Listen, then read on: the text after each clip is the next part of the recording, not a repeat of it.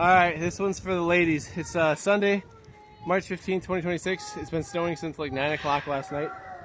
We were supposed to get like 1 to 2 or 3 feet. This is central Wisconsin. Yeah. Come on. So, we gotta get in here. Again, this video's for the ladies now. Alright? So, as you can see, there's a lot of snow.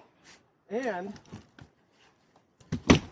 there's like 10 or 15 ladies in here that probably want to see the light and make sure that they have food and water and collect the eggs.